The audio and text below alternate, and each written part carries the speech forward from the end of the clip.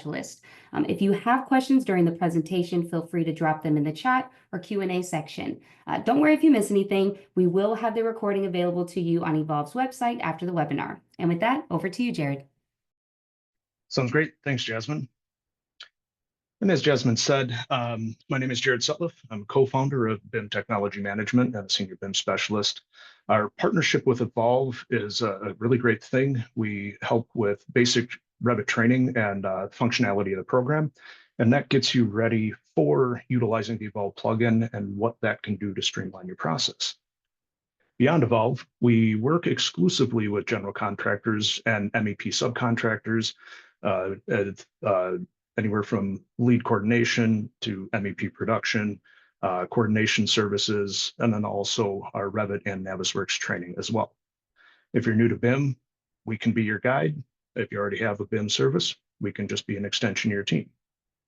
Jasmine, I think we've got a couple of polls. Can we get the first one going?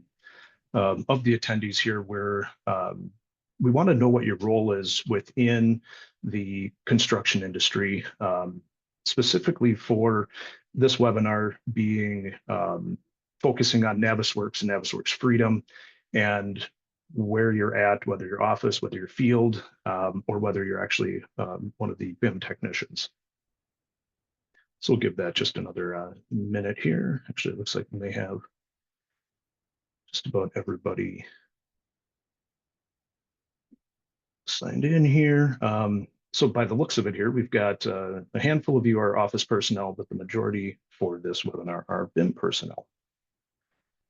And then with that being said, if we can get the other poll here.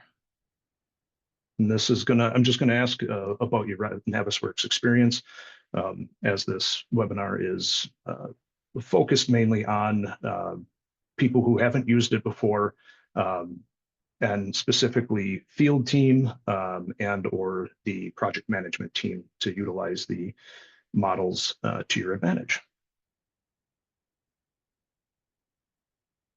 So I'll give this just another few seconds here. All right. Well, it looks like we've got a good variety of response here. We've got a couple of people who have never used it before, couple that know the basic tools, and some that have used it for years. So a nice variety. So getting into this, for those that aren't very familiar with it, the difference between Revit and Navisworks is that Revit is primarily design focused, where you actually model and create the individual parts and pieces. You can change the elevation, information within it. It creates detailed building models, and you also need a license for Revit, where Navisworks is more coordination focused. You're able to combine the different models from different trades, do it for clash detection. The software is really easy to review and access model information. The nice thing about it is you can lock a version in time called a federated model, and Navisworks Freedom, which we've got the QR code on the screen, should take you directly to Autodesk's website where you can download a version of Navisworks Freedom. So some of the other great things, and we'll be going through this in a little bit, you can verify locations compared to the sign-off model and installation, utilize it for accurate dimensions, and you can also utilize the section tool to crop the model to specific areas that you need to show. Navisworks itself has 3 different versions here. And so there's the Freedom, which is a limited version, Navisworks, which is expanded tool set, and then Manage, which is the full gamut, which allows you to do the clash detection, coordination, etc. The 3 main files that Navisworks utilizes is NWDs, which is taking all of the different models that emerge together, and that's that federated model locked in time. The NWC, which is one of the exports available out of Revit and some of the other 3D modeling softwares. And then the NWF brings all of those different merged models together, which is then what we utilize. So getting started here within Navisworks, when you first open up Navisworks Freedom, there's going to be a few things that are important to start off with.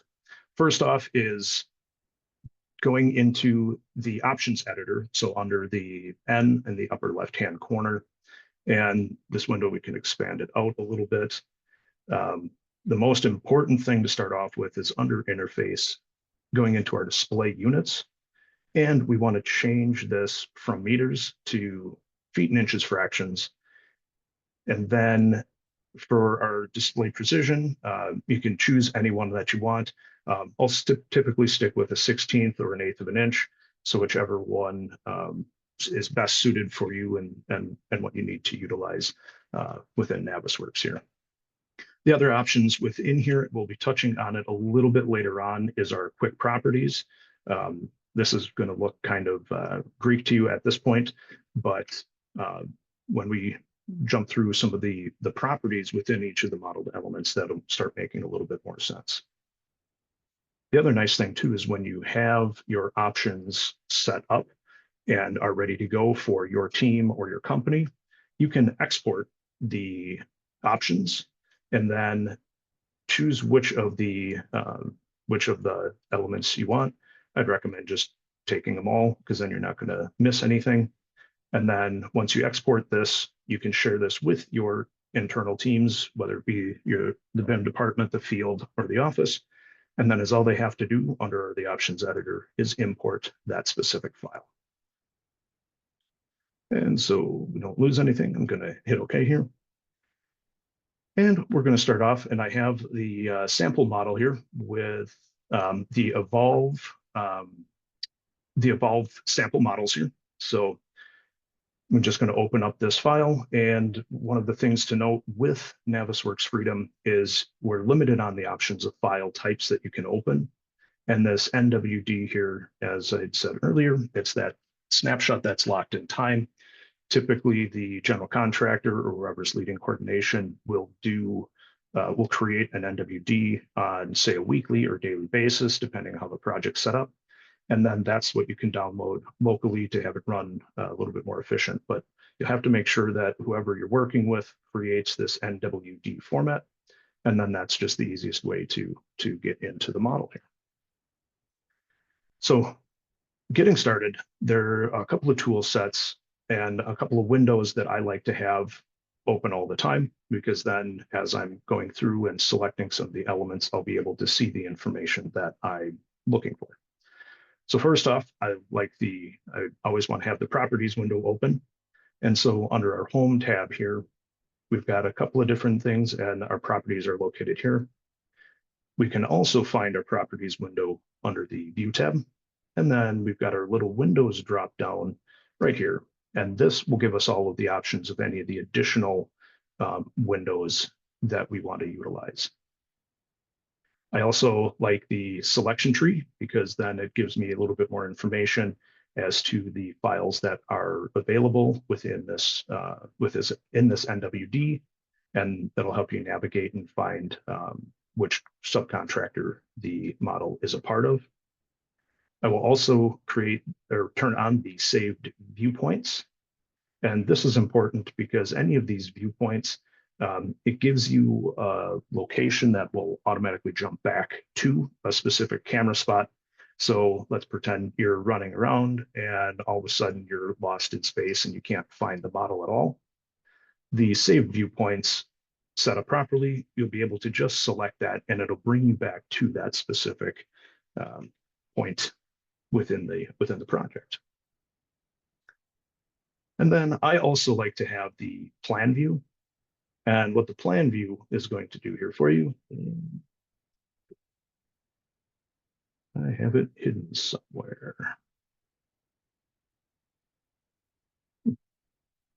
Well, the plan view, I'm not sure where it is. I must have it docked in a different spot here, but what that would do is that would give you a separate window with like a top-down view of your model in your building. And so it'll just help you understand and navigate to where you're at when you're actually in and flying around.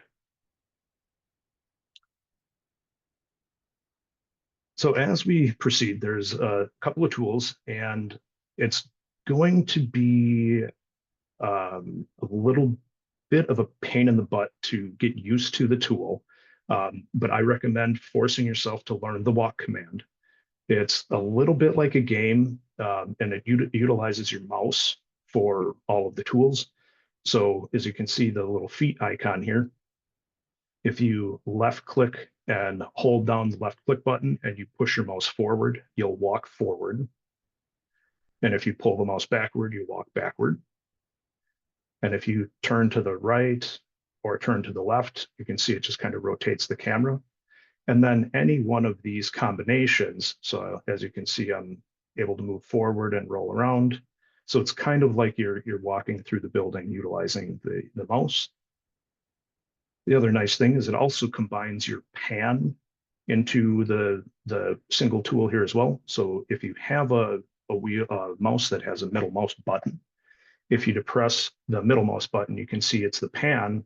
And now what that allows us to do is move up, down, left, right on a single plane within the space here as well. And then if you roll the mouse button backwards, you'll tilt the camera up. If you roll the mouse button forward, you'll roll the camera down.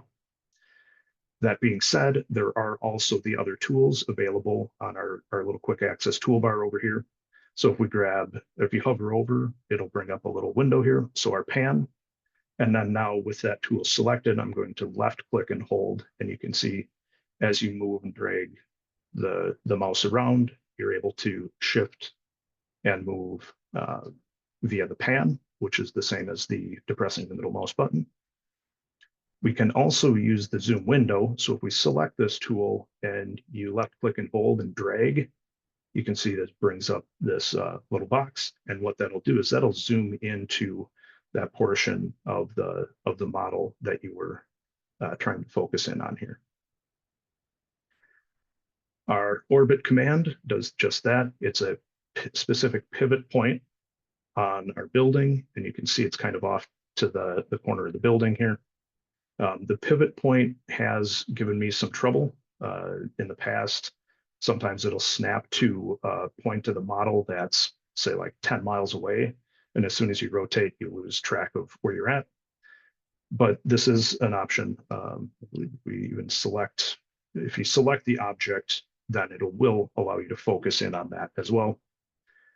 And have your pivot point in the center of that object.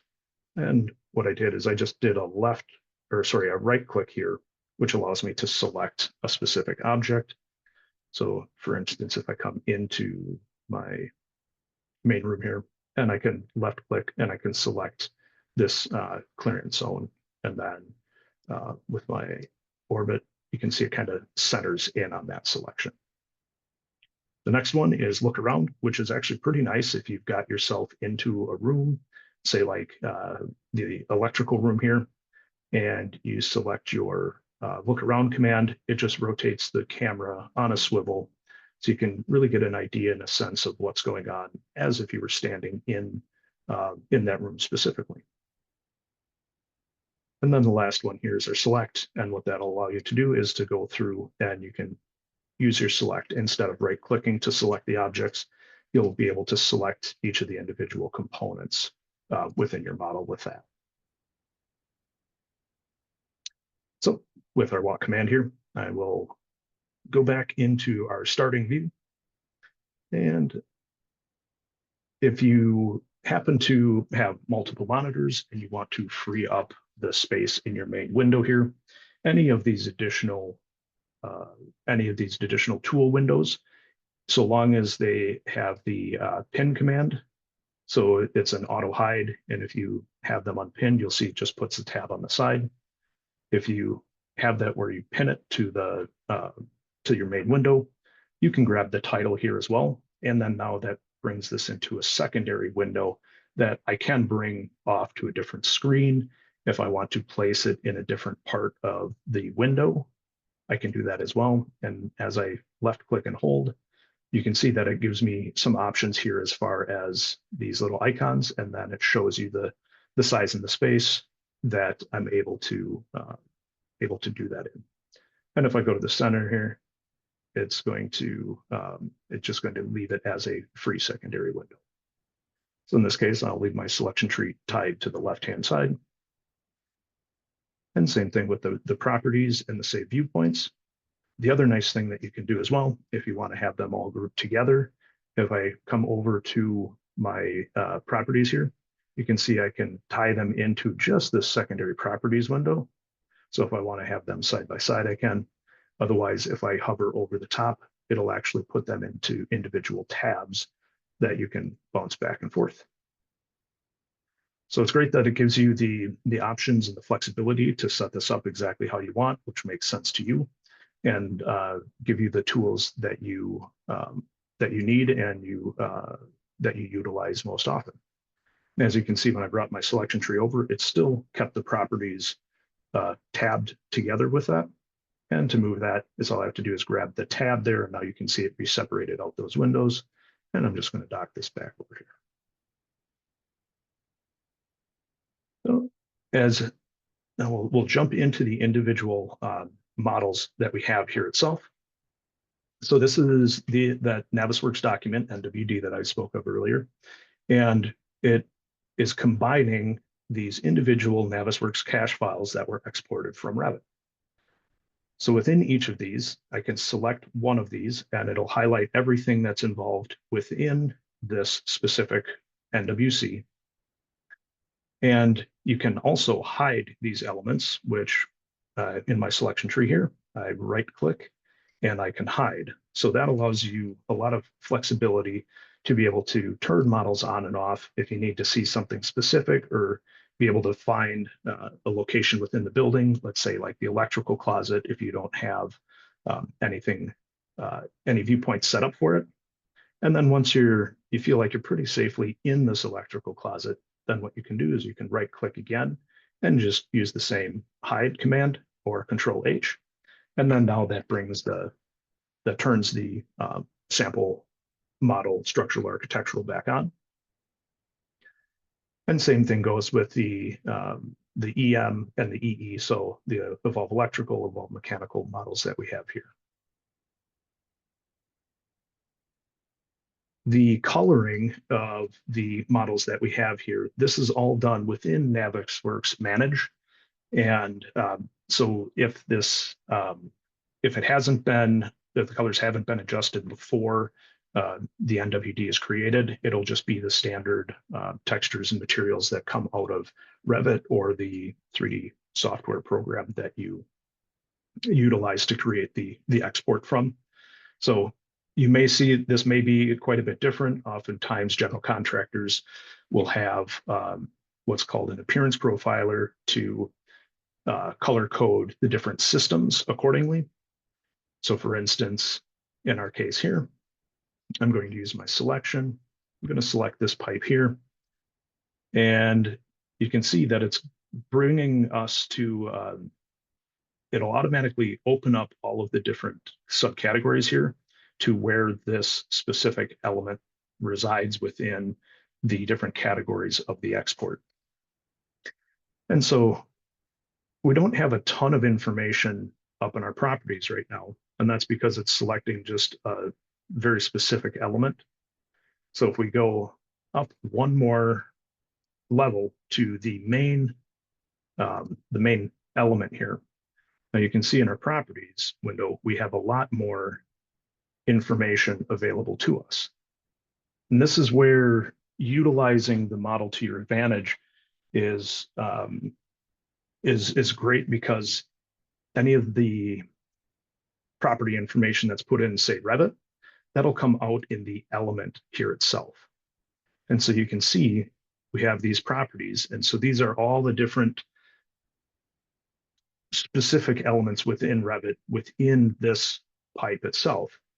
And now you're able to take a look at this and start gathering some additional information if for some reason it wasn't available on, say, install drawings or some other information that was sent your way. So in this case, this happens to be a chilled water supply. I know the middle elevation on the end is 9 foot 11.5. The inside diameter is a 2.5 inch pipe. The length is 19.7 3/4. And so you can see all of these different elements. This is starting to help with knowing what it is that you're looking at and being able to verify this compared to other elements within your project. And if we go into our selection here, and you see how it keeps going down to the base, we can change that.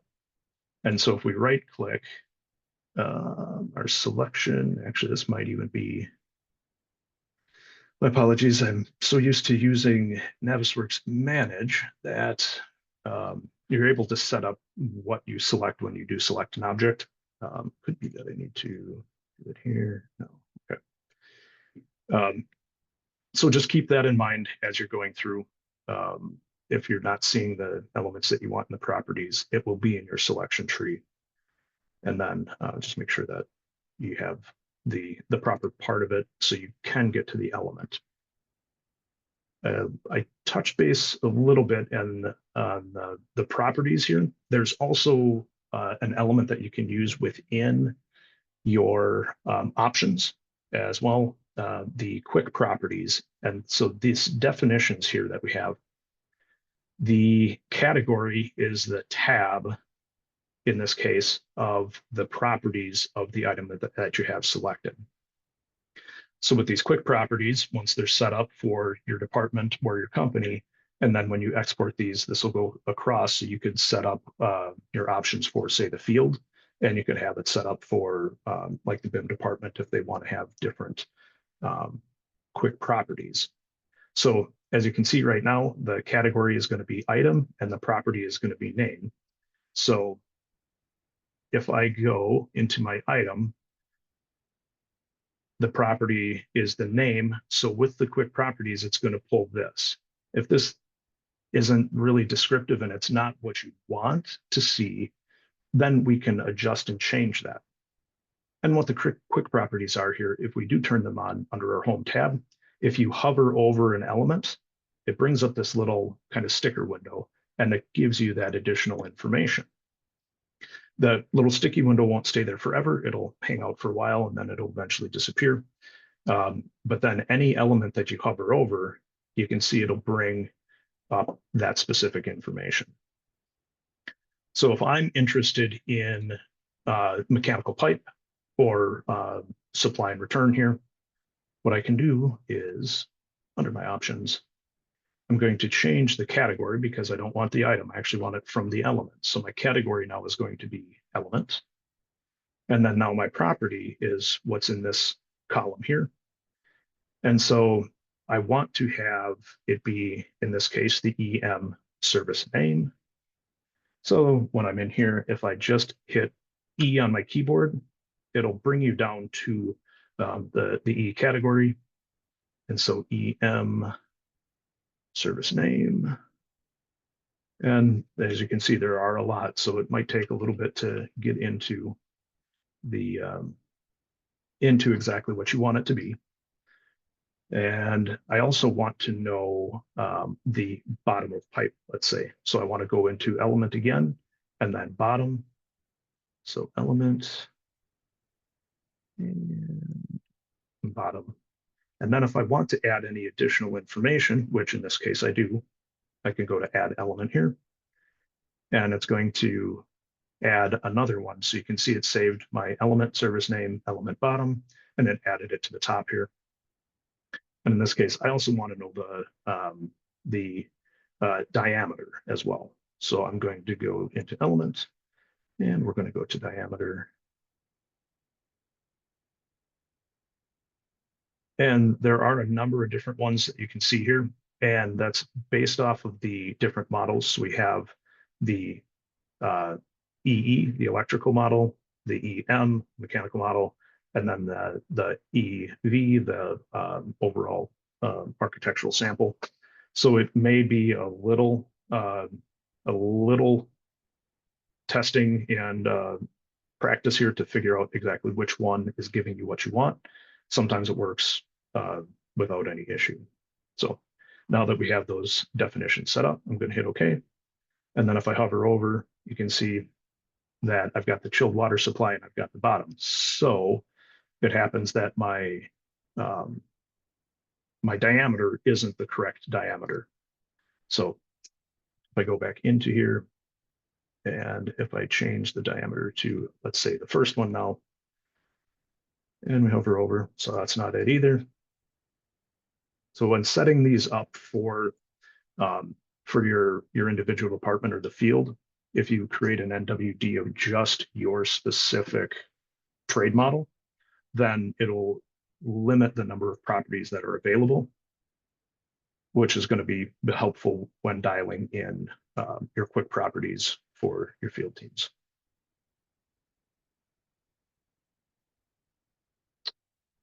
All right, and that's not giving me what I wanted either. Let's do, instead of true diameter, let's do inside diameter.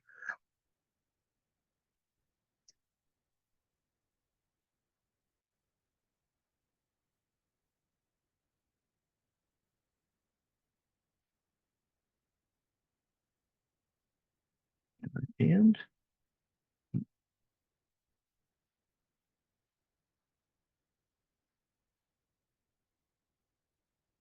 all right, hopefully, yeah, there we go. So finally came across the right model parameter. And so now you can see inside diameter we have of 2.5, the service name and the element to bottom. All right.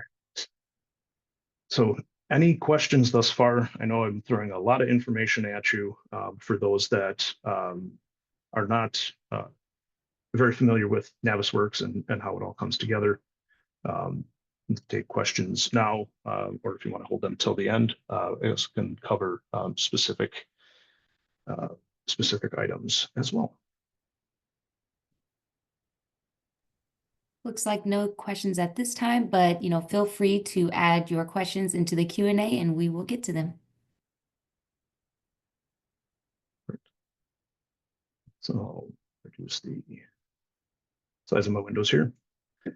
And as far as any of the specific elements within your Navisworks file here, if we do have, as I'd gone through the viewpoints here, so it'll automatically get you into the save viewpoint. And one of the other tools that's incredibly important, and we set it up initially, and I have had field teams that I've worked with in the past who have asked, they go, is there a way that you can change the units, because we're tired of doing metric conversions, and because I'm just in this all the time, and that was not something that I had thought about. I go, oh yeah, of course.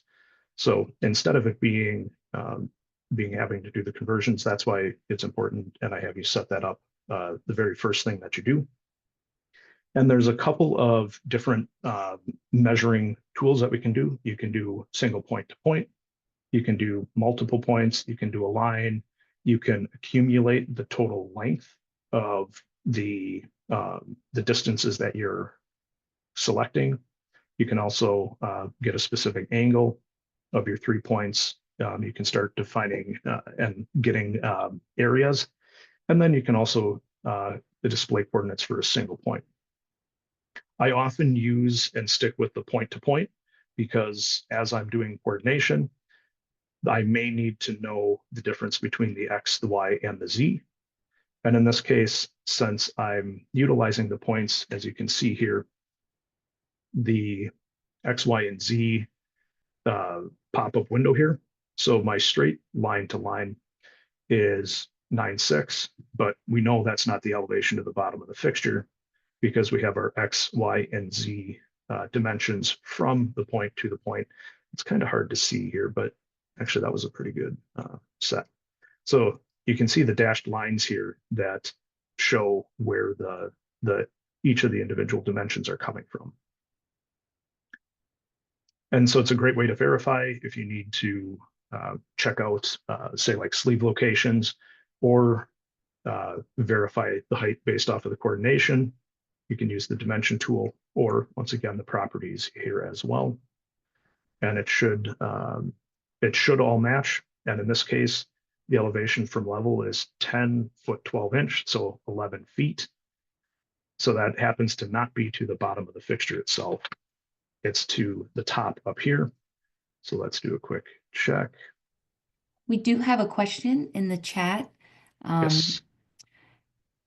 It says, at times it can be hard to see what viewpoint you have selected with the very light green highlight. Is there a way to challenge or to change this setting so you can more easily identify which viewpoint you have selected? So you're talking about the highlight here.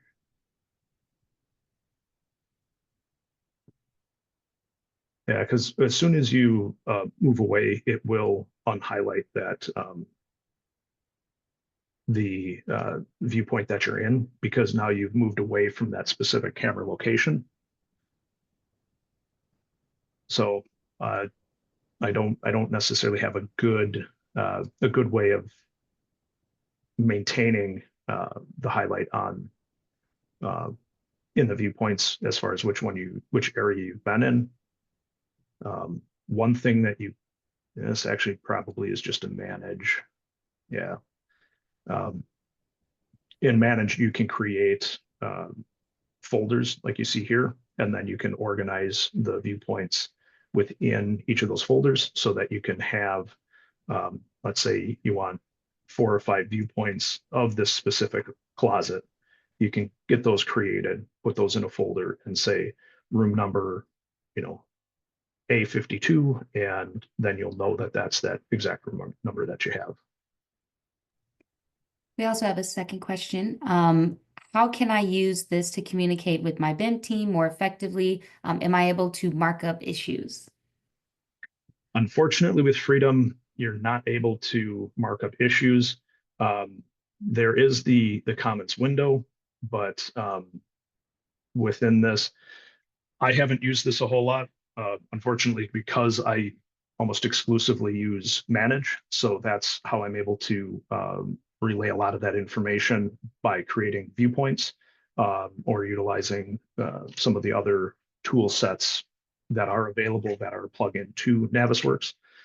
So that would actually be something I'd have to explore a little bit more. One of the ways that I have utilized the communication back and forth from the field team is if they are in a specific area and they fly to the area in the room that they want, they can create some dimensions.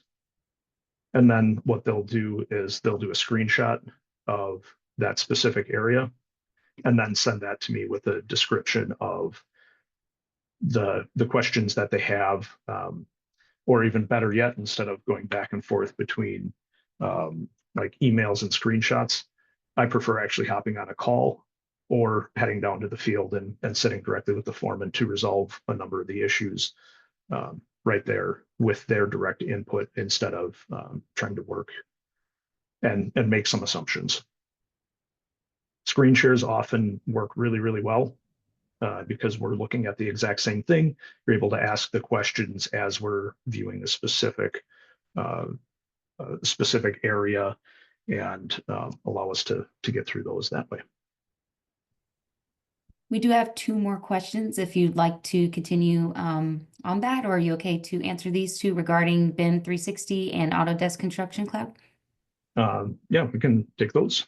Okay, so the first one is this the same as the BIM 360 web viewer on my tablet? This is not. So this is a separate program. The functionality is similar-ish, but since this is a standalone program, it will give you more functionality than the web viewer. The web viewer is nice because you can still fly around, and it will you'll be able to go through the walls and look at all the different elements. But in my experience, the Navisworks Freedom viewer and the NWDs, it's a lot easier to fly the model and explore the areas and elements that you need, especially when getting into the different levels and models if you need to turn certain things off. Say like if we want to turn off walls, we can turn off the walls. And it's a lot easier doing that in here just by selecting and hitting Control H or right clicking and hiding the specific elements. Not saying it's impossible, just in my experience, it's a lot easier utilizing the standalone software. Awesome. And for the next question, does Navisworks Freedom integrate with Autodesk Construction Cloud issues?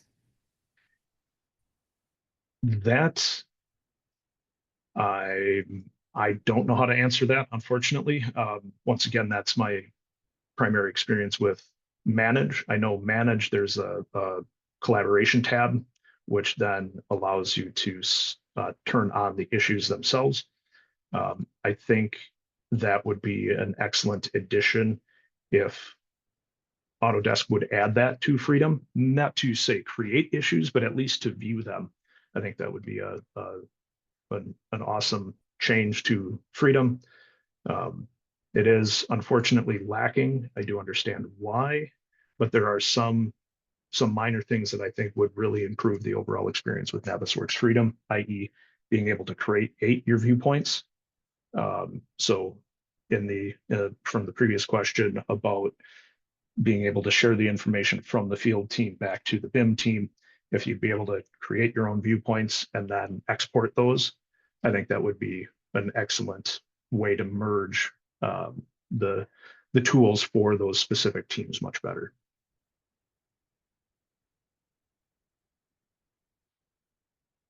So a great thing to write to Autodesk and say, hey, this would be awesome and much better if we'd be able to do this. Hey, Jared, I actually have a question of my own. But before that, I just want to say great job with this intro. I feel like the Navisworks Freedom is so much cooler than I thought it would be because I myself have only used Navisworks Manage. So Mhm. really my question is, can you kind of run us through some of the highlights that you get with Navisworks Manage versus Freedom? Sure. So some of the highlights that you get with Manage versus Freedom, the biggest one is being able to run clash models. So for instance, like if I go above ceiling here, we can see that there's a clear issue with the conduit and structural steel. In Freedom, you actually have to fly around and find this. Whereas if we had this in Manage, we would be able to say, hey, I want to clash all electrical versus all steel. And then it would highlight those specific elements. Another great thing is being able to create viewpoints and be able to mark up viewpoints.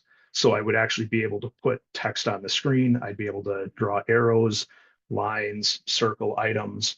And actually, if you give me just a minute, I know this isn't exactly part of the plan, but I'll open the same model here in Manage so we can do a direct side-by-side comparison here. The other great thing that you can do as well is you can you can make what's called a search set. So if I wanted to find, for instance here, so like this particular conduit, if I wanted to find everything that came from, say, the panel 2B, electrical 1, I could make a search set that would find all of those, and then I could color code those slightly different so that I would know, oh, hey, fantastic. This is exactly, these are the conduit runs that I need to focus on. This is where we're installing next. And then you have that color coded difference. So like, for instance, if I do 2B, LEC1, so you can see it's going through and it's finding each of those elements that have that parameter within it. So, and you can see the selection tree. I can also go and I can select the same element. I can select the same type, or I can select the same name. So if I select because this was, this panel was selected, and then I can select everything that has the same name. So i.e. EQ panel board. then I can hide unselected. So that's going to turn everything off except the panels that I have. So you can see this is where all of those panels reside. And the other nice thing too is with if you have any elements selected and you use your view cube, you can select any one of these highlighted elements of the view cube, and it'll take you right to that specific object, i.e. this panel board itself. Actually, let me go there. Then I can focus in just on that one selected element. So we do have this open, so bear with me for a second. I'm going to open up the same file here and manage so we can see the direct side by side.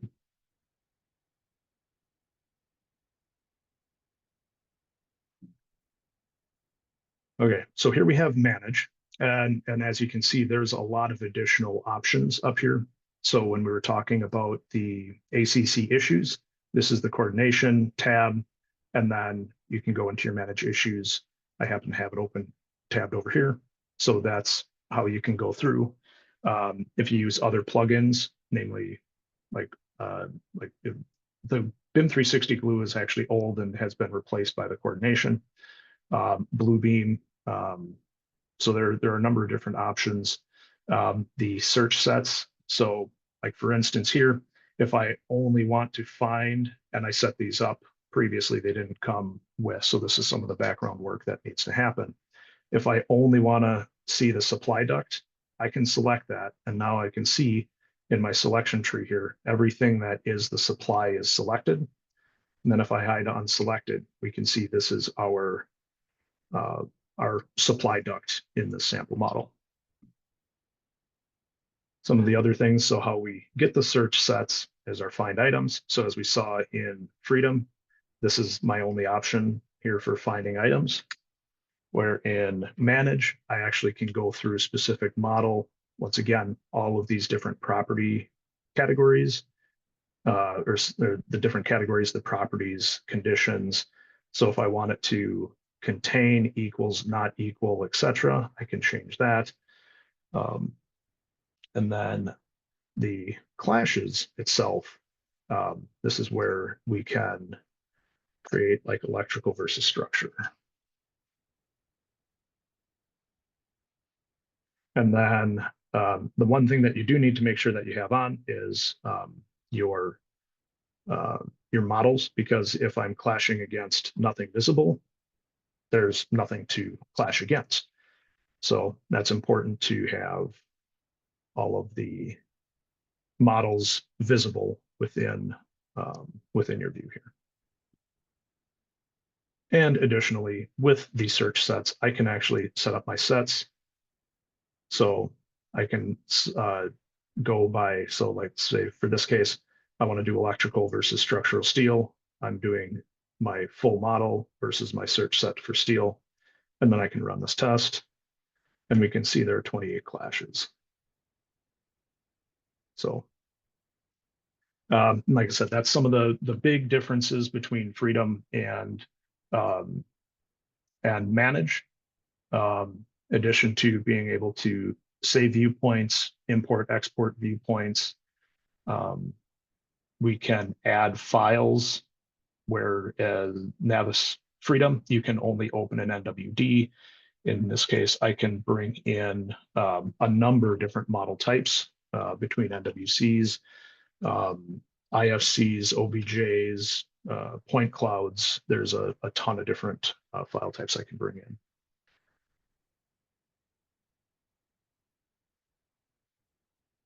So, and then I can, so in this case, I back into Navisworks Freedom here now. There's one other thing I did want to show that is a capability within Freedom, thankfully.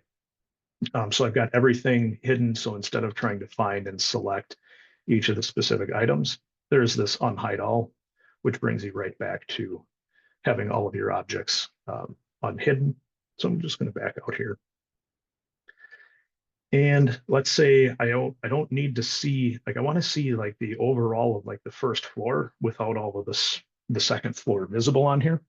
If it's not preset up with a viewpoint, I can go under viewpoint here, And then if I enable sectioning, now this gets a little cumbersome. It takes a little bit to understand and kind of figure out how it all works.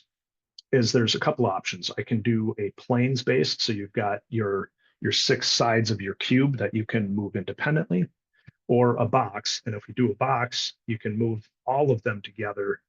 But then like your scaling and how you change where the different planes are is a bit more cumbersome. So I prefer going with the planes itself. And our drop down here, so our plane 1 is visible. So you can see it's cutting through the building and it's aligned to the top. So it's the top of the 6 sides of our cube.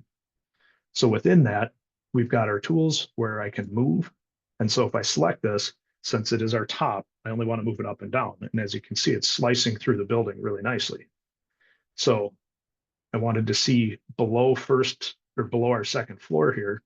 And so if I bring it down and I cut just through the concrete of the first floor, now you can see that, okay, now I'm imagining that I'm flying above, able to see how everything kind of comes together without having anything in the way.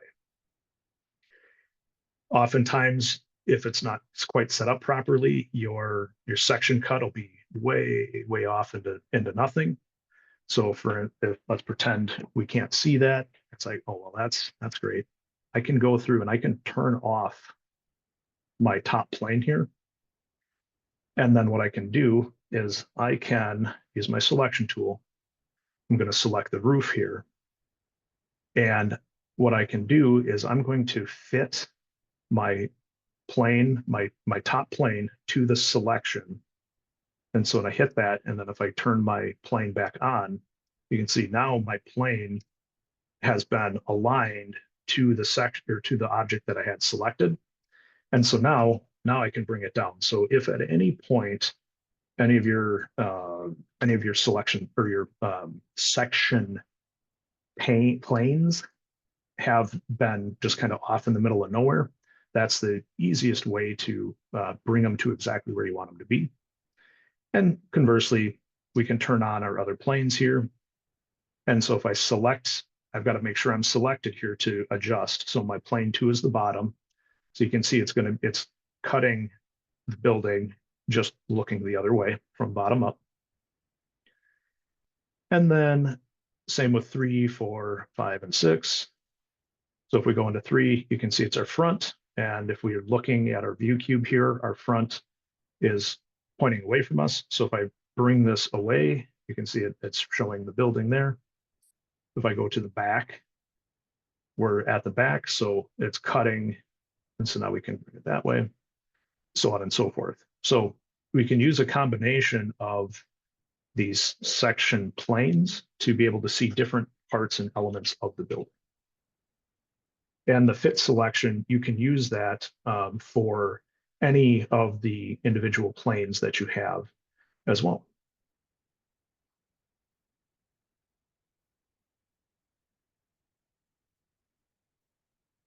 That's the front plane. That's not this. There we go. So then you can bring this down and away. The other nice thing that you can do as well, let's say you're in a big building and it's divided into like, say, 6 equal parts based off of a certain grid spacing. We can also link our planes together here. So I'm going to leave the front and back off.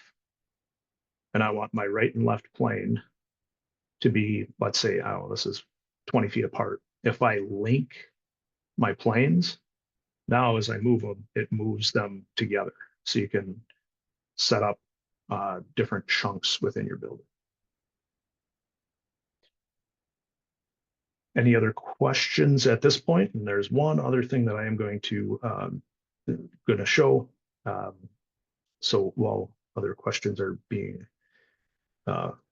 gathered here, so there are a lot of times where you want to see something, but there's other things in the way that are blocking your view. Like I want to see kind of what's going on behind this duct here, or if we have room on either side. We can change our file options. So under our home tab, if we go to file options, our clipping planes here. So our near clipping plane is where, kind of like the section, is where I'm telling it I want to stop showing geometry. And so for my near clipping plane, I'm going to change this to a fixed distance. And it depends on the model. I have no idea where this is actually going to start, but I'm going to start at 1. And you can see it barely changed the clipping right here. So I'm going to go back to like the 0.1, and you can see the ductwork here is blocking the entire view. So now I'm going to change this to 10 so you can really see what this does. And so now you see it pushed where the camera, and so this is just the camera. This isn't one of our section planes, because as you can see, as I'm rotating, you're seeing other elements grow. And that's because the section plane is that certain spot based off of just my camera position. So if you ever find yourself in a view that like, I need to see this a lot closer, but I can't get any closer to it to view it, this is the reason why.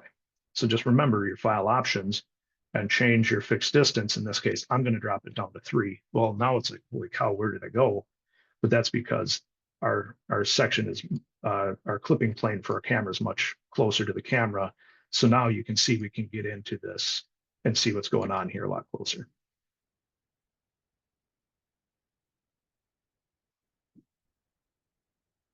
So even with Navisworks Freedom, there are a ton of ways that you can use it. And let's say, I guess one other thing that we can do here as well is there also is this realism. So we can turn on collision, i.e. you can't like walk through any geometry. We can turn on gravity, and we can do third person. So let's say I'm in the ceiling here, and there are keyboard shortcuts to these. So if for some reason your gravity's turned on, so you see how we drop down. And the thing is, I can't, if I pan up and as soon as I move, I snap back down to the floor itself. And then the other thing is as well, like if with collision on, if I try and walk through these pipes, you'll see it kind of jiggles a little bit because we're quote unquote climbing over these pipes. And then I won't be able to go through the wall like it looks like I am because of the camera clipping plane. But if I change this back to like 0.1, you'll see that I'm kind of stuck behind the steel here. So if you run into something where you can't fly through, remember that that is because of your realism. And so you can have your, like if we go into third person, you can kind of see like it backs up. So it's like hey, this is, I'm assuming a 6-foot person. So you can kind of see how that would look from a different point of view. I'm not a big fan of the third person view, but it is an option there. Awesome. And we just have a few minutes left. I do have, so this isn't so much of a question as an observation, they said, but they would like to let you know that that is one majestic beard you have and appreciate the holiday spirit. I would Thank you. second that myself. And yeah, so no other questions other than that, just some appreciation sent your way. Well, wonderful. Thank you, everybody. Really appreciate you joining us for this webinar with Evolve MEP, and appreciate the holiday cheer. It's something I've done for ever since college. Really, is early December. I wear my Santa hat, and I wear it all the way through Christmas with the majestic beard. I have a couple of times in stores, kids get really wide-eyed, and I just go, and then I shoot around the corner of the aisle and disappears. So it's a lot of fun. I like the holiday cheer, and hopefully it makes people smile. Amazing. Well, I will go ahead and close us out. Thank you so much, Jared, and a big thank you to all of you for joining us. As a reminder, we will be adding this recording on Evolve's website under the On-Demand Webinars tab. I believe BIM team will also be adding this webinar to their YouTube. And thanks again for spending your time with us. I hope you have a great rest of your day. and have a great happy holidays. Thank you Yep. so much. Happy holidays. Thanks, everybody.